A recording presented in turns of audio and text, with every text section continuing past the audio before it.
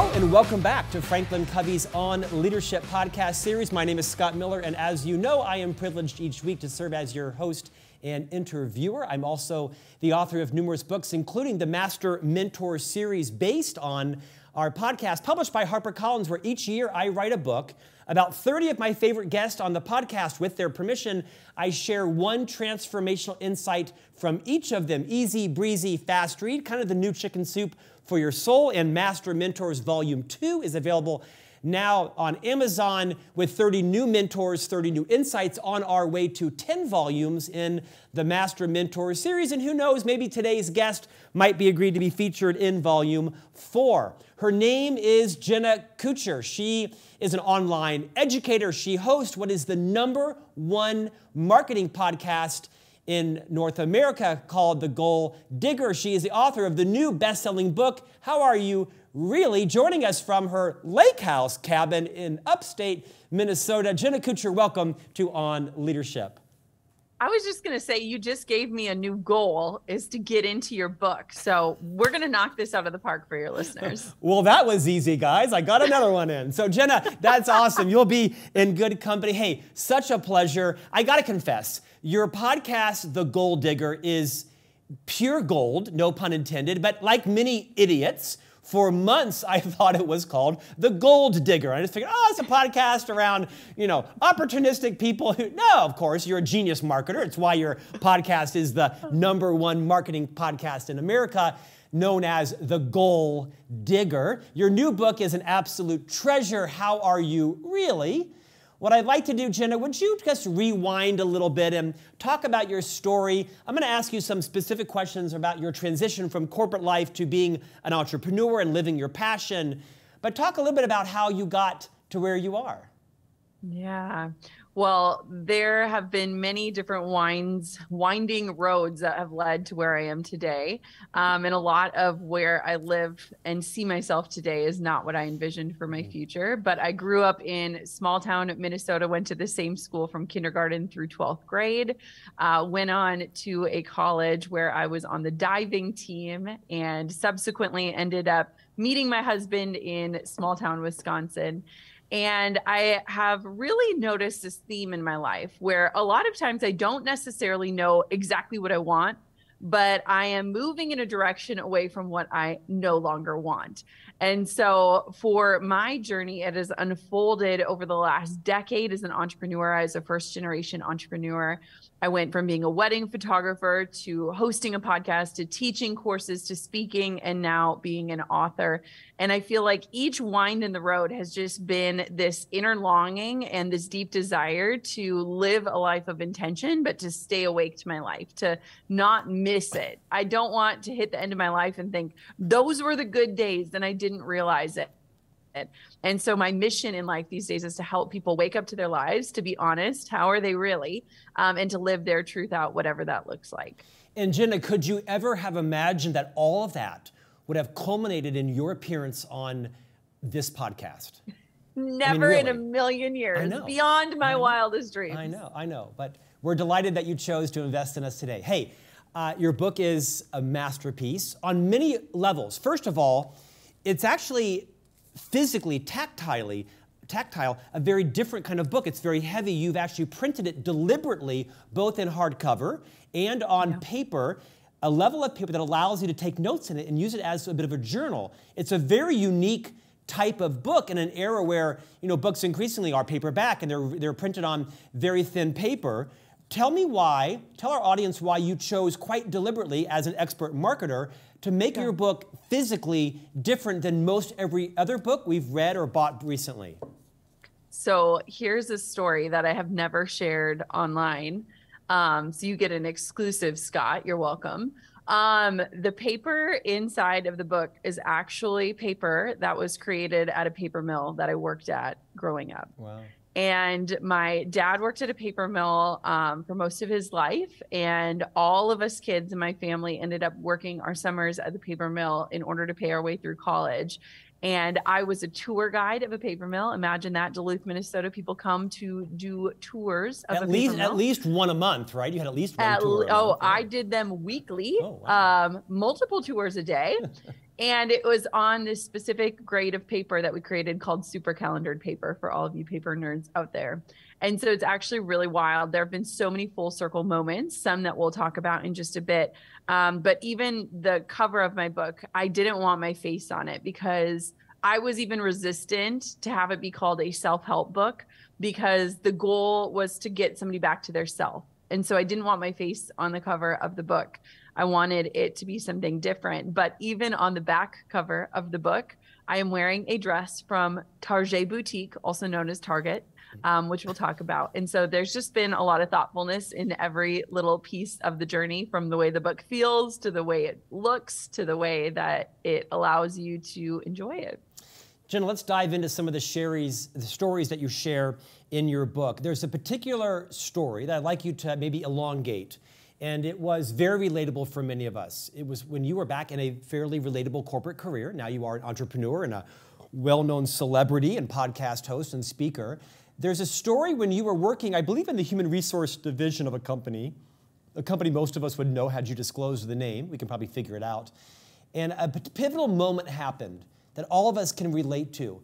Would you share that moment? Why is that so important for all of us to know? Yeah.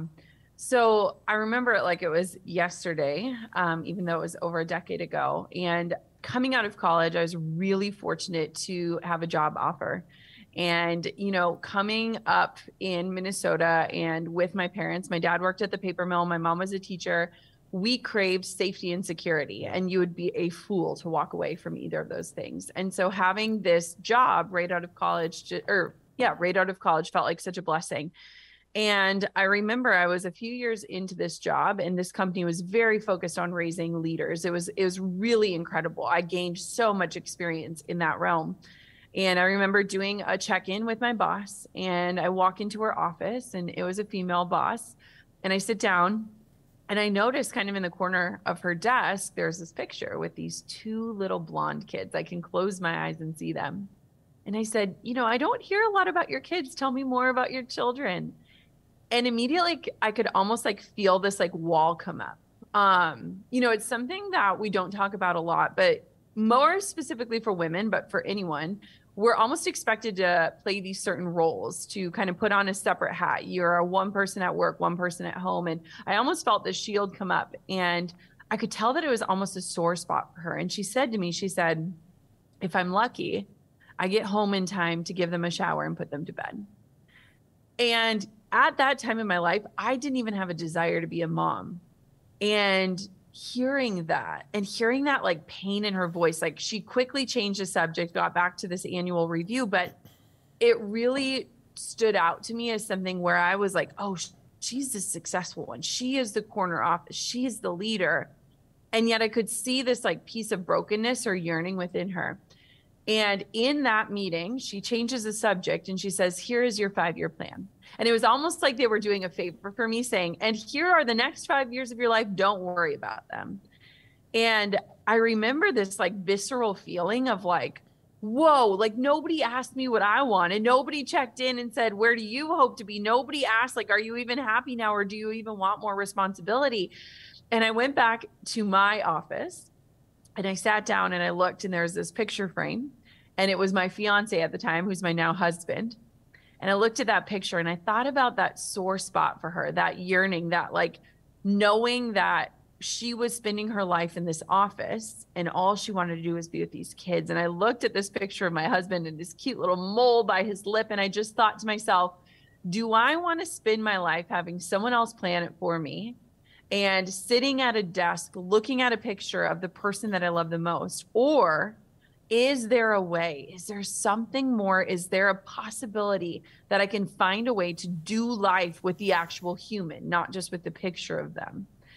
And like I said at the beginning, a lot of my life hasn't always been this following the path of passion. I think a lot of leaders these days mistakenly say to people, you know, just pursue your passion and everything will work out and you'll never work a day in your life, and all those quotes. But if I'm honest, I think that most of the world right now is walking around not even feeling passion, thinking, what are my hobbies? What am I passionate about? When is the last time I felt joy? When am I enjoying my life? And so that day for me just really woke me up to the fact that like, if I don't take control, if I don't plan my own life, someone's going to hand me my plans. And 5 years from now, 10 years from now, I'm going to look back and wonder what it would look like if I had taken the pen in my own hand. Jenna, thank you for that. This may sound like a silly metaphor, but I mean it when I say, I think your book is a match, like an igniter.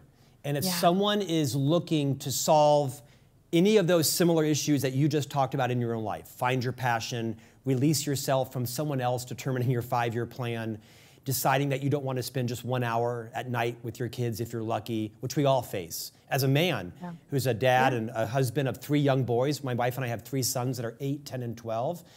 And as I was driving to the studio this morning, I finished reading your book last night. I thought, gosh, you know, I've not read a book to my youngest son in a year. We have thousands of books in our home. I'm going bankrupt over Barnes & Noble. We love books. I'm an author. Look behind me. And I was thinking of you, thinking, I don't think I've read a book to my youngest son in a year. Other things, obviously. Your book is a spark. It's a match that can ignite a spark. And it's written in a way that people can, you know, think you're their friend, right? Because you've written a very easy style. I want to fast forward for a moment. And there's a great story about after this meeting with your leader, where she gave you your 5-year plan, there was a laminating machine involved in the office. And I think there's some important track you might lay before that. But talk about that track in between that meeting and then what happened at the laminating experience. Yes. Oh my gosh. I cringe when I think of that story. So we have the meeting, I go back to the office, and it was the first time in my life where I really questioned, like, do I want more? Is more better? Because basically what she was presenting me was this opportunity to work more in order to earn more. But it was the first time in my life where I hit this tipping point of like, but is more better? Like, just because I could, does it mean that I should? And I felt this deep desire to get out of this situation, right? But like I said, I didn't know where it was going. Now, at the time, I was 23 years old. I was planning my wedding to my husband, and we couldn't afford a lot. We served pizza at our wedding. We had it was a very piecemeal thing. We had farmer's market flowers. My dress was $300. Like, we were just pulling that thing together. But I loved and have always loved beautiful images. Like, photography to me is just this ability to freeze time. I was like the little girl who would pull out the albums and look at my parents' wedding pictures and just study them. Like, I just relish in memories in that way. And I had this opportunity to buy a $300 camera on Craigslist. We had just had a girl from our church take our engagement photos, and it kind of ignited this spark of like curiosity of like, could I take pictures? And so I was on Craigslist, found a camera, bought it. And what I didn't know is that it would be what you were just saying, that breath, that spark back into my life, that reminder of like, you are a creative person and you're not meant to spend your whole life in this windowless office. And like, do you remember when you just tried things and experimented? And I got this camera and I would literally sleep with it on my nightstand, and I would challenge myself to learn how to use it, whether it was dark out or light out. And like, all of a sudden I was just obsessed. And I had this realization when somebody said to me, hey, I have this cat. Will you take some pictures? I'll pay you $50. That it was that moment for me of like, wait, I can actually do something I love and maybe even make money. And so once that spark was ignited, it was gonna blaze. And I realized that I had this background in business. I went to school for business. I had this passion for photography, and I had this deep desire to walk away from the corporate world. And I was finding myself in this moment where it felt like I was on 2 Clydesdale horses going in opposite directions, because I didn't just abandon the 9 to 5. I didn't just put in my 2 weeks notice and say, I'm going to figure it out. I didn't just jump and expect the net to appear. Instead, I thoughtfully knit the net while working the full-time job. And I think it's important to note this because I feel like in today's world, you look at things like the Great Resignation, people leaving the workforce or desiring to leave. And what I think we have gotten too accustomed to is that we just abandon everything in pursuit of what's next. But when I look at my path, I've always leveraged where I'm at to get to where I want to go. I've never just walked away from something that's working. I've leaned on that for the safety and security. And so here's where the laminator came in. It was pre-Pinterest days. I was planning my wedding. I was perusing wedding blogs every day whenever I had time. And I was piecemealing together this little collage of images for inspiration. I literally had a Microsoft Word document that I was dropping photos into. And I printed it out on the fancy work printer one night when the office was empty. And I thought to myself, what if I wasn't just the bride? What if I was the person creating these? Like, what if I used this new camera and maybe like started a business? What if I became a wedding photographer? And so at the top of the document, I wrote photographs by Jenna Lee. And I had this beautiful thing of pictures and I printed it off with the color printer and I went over to the laminator and the laminator jammed. And I had this piece of paper with my name on it and with all these wedding photos stuck in the laminator. And I was crying the teeth. Like I was like, I am about to get caught. My Clydesdales are now being revealed. I had never whispered this dream or this hope or this vision to anyone. And suddenly, as I'm Googling like the manual for this laminator that says see manual, which had apparently been thrown out decades before, I really had to face, do I fess up? Do I be honest about this dream, or do I like throw the laminator out the door and pray nobody notices? And so the next day I went into work and Kathy was this office assistant. And I went up to her really timidly and I said, Kathy, I am so sorry. Could you take a look at the laminator? I'm pretty sure I jammed it last night. And she was really handy around the office. And she starts pulling out these shreds of paper. And on the paper are these wedding photos and my name in this little scripty font. And I kind of looked at her and I was like, oh. And I said, Kathy, I've never told anyone this, but I have this dream to become a wedding photographer. And it was the first time I'd admitted it, and way the first time I'd admitted it in those four walls. And I saw something incredible happen. She lit up. She didn't care about wedding photography, but she recognized passion when she saw it. And she looked at me and she said, oh, Jenna, I love scrapbooking. Like when I'm not in this office, I could scrapbook all day. I think about it all day. I just want to buy all the scrapbooking things. And it really reminded me of a few different things. One, a lot of times in life, what we want and where we're at don't match. And it feels like we're going in two different directions. And there comes this point where we have to choose. But beyond that, there comes this point where we have to admit that we want to go in a different direction. And that laminator story forced me into sharing that. But once I shared that passion and saw somebody else ignite, it almost became contagious. And it kind of helped me to make the leap a little bit faster than I think I would have had I not had that experience. You are an extraordinary storyteller.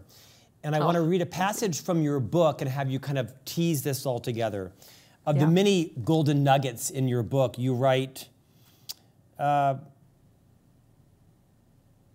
maybe you were similar in many ways, confident in your own skin, assured in your own beliefs, rooted in your own values until something else happened. Maybe you lost your inner confidence all at once in a memory you still can't shake. Or maybe like me, it was a slower process. As years stretched longer and the pancake stacked higher, your little 5-year-old self grew into a kid that started to take notice of the world. And maybe as time passed, the message you received from this world is that your confidence in how well you think of yourself simply can't be trusted. And here's the truth bomb: that your opinion about yourself is flawed and always will be, that you need to rely on the world's opinion of you because they're the ones that greenlight all of your opportunities, right? Riff on that. So there's something really interesting that I've discovered even more recently in the last few years. I work with a lot of women entrepreneurs, but I also work with a lot of leaders. And a lot of times when people whisper that thing that we just talked about, that feeling of like, is there more? Or there's this dream, or there's something I wish I could do. A lot of times when you ask them, why are you not doing it? It's one, because they're so worried about what other people are going to think about that change. But two, that they are living their life in a way that has them saying yes to every single opportunity because they're believing the lie that someone is going to hand them their big break. And as they're saying yes to everyone else, they are saying an equal no to the things that they say matter the most, the things that they say they want to do with their one precious life. And it's really interesting because I'm the kind of person who I protect my yeses so fiercely. And I was recently talking to one of my friends who's an incredible leader. And she said the other day, she said, the one thing I want to learn from you is like how you so confidently and unapologetically say no to opportunities other people would die for, like die to have. And I said, because they're not meant for me. And like, I don't need anyone to hand me my big break. I know you have boys, but I have daughters. And even watching some of the old Disney movies that I consumed as a child brings up this like, whoa, because all of the women were saved, right? They were waiting for somebody to swoop in and save them. The messaging is there that you are meant to be beautiful and wait. And what I think happens, whether you're a man or a woman, is that a lot of us are spending our whole lives waiting. We're wasting away in the waiting. We're waiting for somebody to give us the opportunity or to tell us what to do next, or for the supposed to that the world tells us is the next obvious step. And for me, the only reason I truly believe this, one of the only reasons why I'm successful is because I've continually come home to myself and checked in and said, is this right for me? Is this the next thing for me? Do I trust myself to give myself the next big break when I'm ready for it? And with that, also in aligned with what you were just saying about your son and not reading, is can I press the brake pedal in my life, whether it's my career life or whatever that looks like, and trust that what has gotten me this far will carry me forward and that the gas pedal will be there when I'm ready to hit it. And I think for parents, that second one is almost this full circle moment from, you know, sitting in my office with my boss and thinking, gosh, like I don't even want kids, but if I did want kids, I don't want that, to now being a mom and having it be the most important part of my life to say, no, I'm going to hit the brakes in my career right now. And I'm going to trust myself that when I'm ready and when the time is right, when the kids are a little bit more grown, I'll know where the gas pedal lies. And I think that that kind of confidence only comes when you start to evaluate and notice your opinion of yourself and your self-belief. There's this line in the book that says, the way we rise up to our battles is directly linked to the type of warrior we believe we are. And I think a lot of us are showing up to battle in our lives, whether it's hardship or trauma or whatever that is. And we're looking around saying, where's the person that's going to swoop in and save me? We don't believe we're warriors anymore because we're waiting for someone to coin us a warrior. Jenna, we all have someone in our life who gave us a break, who, you know, gave us an opportunity. Like you, I had a great corporate career. For me, it was about 25 years and became the chief marketing officer of the Franklin Covey Company. And I had, you know, access to lots of celebrities and influencers, but it was Rachel Hollis that really gave me a great break. And Rachel's had a rough couple of years. I've learned a lot from her as to what to do, what not to do. But Rachel actually put me on stage at her Rise conference, and I'll always be indebted to Rachel and her former husband, Dave, for that. But I was interviewing Rachel once on the program, this podcast, and Rachel said to me something I'll never forget. She said, most people aren't afraid of failure. What they're afraid of is other people watching them fail. Rachel's got lots of great one-liners, and it's haunted me. Regardless of your opinion of her or that thought, what do you think about this idea of failure? And, you know, you reinvent yourself, you disrupt yourself, you take great risks to build this entrepreneur, this brand you have, and you're out there in the public eye. What have you learned from failure and your own fear of it, or perhaps what Rachel says is having others watch you fail? Yeah. You know, what's so interesting is that I think that even beyond that, if we take it one step further, it's not necessarily about success or failure, but it's a fear of change. And what I mean by that is there's this line in the book where it just says, like, remember when we signed yearbooks and we'd say, like, never change. But there's this fear of, like, if you change, will we still have things in common? If you change, will you still like me? If you change, will we still know each other? And I think that I don't worry so much about failure. Failure to me means living a life that doesn't feel good. But what I worry about is not being open to evolving, to being stretched, to growing as a human being. To me, the true failure is staying stuck. There's this notion of identity foreclosure. I had Dr. Maya Shankar come on my podcast, and she shared this notion about identity foreclosure, meaning we as human beings have this tendency to cling to identities that no longer fit, that no longer serve us. I think a lot of us do this. It would have been very easy for you and I both to stay in our corporate safe gig and cling to that identity. And honestly, it probably would have been easier in some ways because the world values titles like that, right? Like, I remember taking a leap and going from this executive position to saying, I'm a photographer. I like taking pictures, and trying to have people understand what that meant to me and what that meant for my work. And so it's really interesting because I feel like I don't fear failure. I fear not changing. Because if I'm not willing to change, it means I'm not growing. And I literally look at myself as like a student of life. Even when writing my book, I had to keep reminding myself, here is what I know so far. Here's what I've learned so far. And in writing a book, and you know this, like, you have to be willing to risk that at some point you're going to contradict yourself or you're going to change your mind. But to me, a changed mind reflects growth. And so it's been interesting because I don't fear failure and I don't fear publicly failing. I fear staying in things that no longer fit. And I almost have to challenge myself, and I challenge your listeners in this, to wake up every morning and just greet this new version of myself. There's this Rupi Kaur quote that's like, you will only be this version of you for today, like meet yourself where you're at. And I just feel like something like that to me matters so much more than trying something and failing. Heck, I don't even look at things as a success or a failure. I look at everything as an experiment.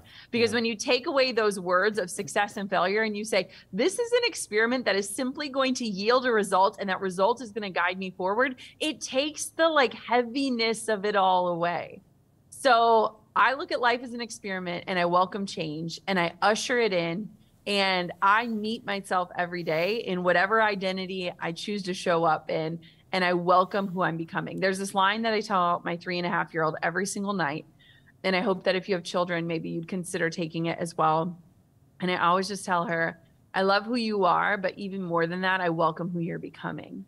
And I feel like it is this invitation to change. And I think that's something that we as adults need more of in our lives. If you are enjoying any part of listening or watching to Jenna, you are going to love this book. In fact, you have to buy the book to really fully understand why she's titled it, How Are You Really? That really word is an important part of why she wrote the book. Jenna, talk briefly about your podcast, formerly known to me as The Gold Digger, but now known to millions as The Goal Digger. Tell us about it. Where do we find it? What's it about? And why has it become so insanely popular? Oh, Scott. Okay. So first, let me tell you a quick story. A lot of times in our lives, my husband and I, we love to kind of be all over the place. We love to be in Hawaii or Arizona, like we're all over. And whenever we meet people and we say something like, oh, we're here for the month or whatever, they'll always look at my husband and say, what do you do for a living? And he'll say, I'm a stay-at-home dad. And then they'll look over at me and they're like, what do you do? And I always have to spell out Goal digger, because I'm like, I am the breadwinner. We're not giving the wrong impression. Goal digger was born in my car with nothing more than iPhone headphones and this deep desire to not be in isolation in pursuit of more. And I think a lot of times when we go after our dreams, we feel like we are on an island by ourselves. And so the podcast started years ago, just in an attempt for me to put myself out there as an introverted person and connect with other people on the journey of whatever more looked like for them. And it has grown and evolved. It has become the #1 marketing podcast.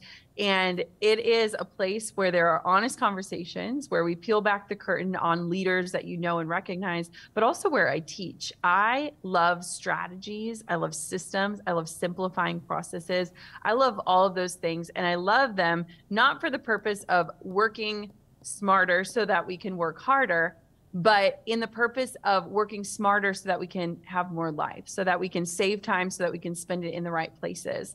And so if that sounds like your cup of tea, come on over, hang out with me on the Goal Digger podcast. I usually record it in my closet, which is not like a nice closet. It is a closet with like boxes that say like random stuff in there. And it is a constant reminder for you to start with where you are, with what you've got, and to just take one step forward. Jenna Kutcher, known now to millions as a master mentor in the 4th volume of the Master Mentor series written by Scott Miller. Thanks for your time today. You're an energy infuser. My day now will be better because of you. Oh, this was such a treat. I mean, first up, we need to hang out in real life, but thank you for having me in this capacity. And I can now check that goal off of my list. So thank you for making me feel like an achiever today. But also just thank you for the work you do. I hope that all of your listeners, you know, as somebody who hosts a podcast, I want to take just 1 minute to acknowledge the work that you do and the way that you show up. It is not easy being a leader, specifically a leader speaking on leadership. And so I just want to remind you and your listeners today, like if you love the work that Scott is doing, take a moment to tell him. I can't tell you how much it means to the creators. And so I just want to encourage you and speak into your life. Thank you for the work that you do and the way that you show up. It is so valuable. And I see it and I feel it. And I am somebody impacted by it. That's enormously gracious of you. Send us off. I want you to repeat the phrase that you mentioned to your children every night as they go to bed. Give it to us again. Yes. I love who you are, but even more than that, I welcome who you're becoming. And I do the same for you as a listener today. Jenna Kutcher, author of the new Phenom book, How Are You Really? Make sure you buy the book to figure out not just why it's titled that, but all these wonderful nuggets that may well be the match that you need to light that spark in you. Thank you for joining us today. Thank you for having me. This was a treat. And we'll see you back here next week. How do you top Jenna Kutcher, host of the Goal Digger podcast, online educator, and new author of How Are You Really? But we'll see you back here next week for a new conversation on leadership.